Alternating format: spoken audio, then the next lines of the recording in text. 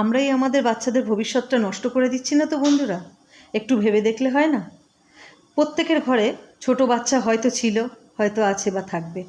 বাচ্চা জন্মাবার পর থেকেই আমাদের মনের মধ্যে একটা তাগিদ জন্মে যায়, আমার বাচ্চাকে তাড়াতাড়ি স্কুলে ভর্তি করতে হবে, বাচ্চাকে যত কম বয়সে স্কুলে ভর্তি করা যায়, ভালো শিক্ষা দিতে হবে, সুন্দর স্কুলে পড়াতে হবে, ভালোভাবে মানুষ করতে হবে।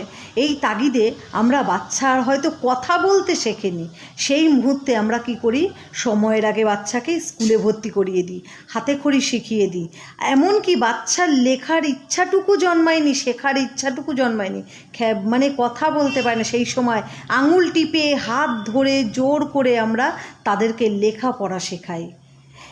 আসলে কি বলো তো বন্ধুরা, আমরা না সময়ের আগে ওদেরকে এতটা লড়াইয়ে নামিয়ে দিই যে যখন জীবনযুদ্ধের প্রকৃত লড়াই দরকার, যখন শিক্ষার জায়গায় ওদের লড়াই করবার সময় আসে, সেই সময়টা ওরা হাঁপিয়ে যায়।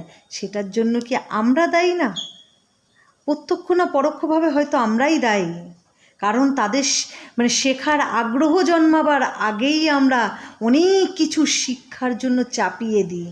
তোদের এগুলো শিখতে হবে, বাচ্চাকে একটু সময় দিতে হবে, বাচ্চার মধ্যে সেই আগ্রহ জন্মাতে হবে, বাচ্চাকে নিয়ে খেলার ছলে শেখাতে হবে। আমরা কিন্তু ছোট বয়সেই তাদেরকে অনেক বেশি চাপ দিয়ে ফেলি।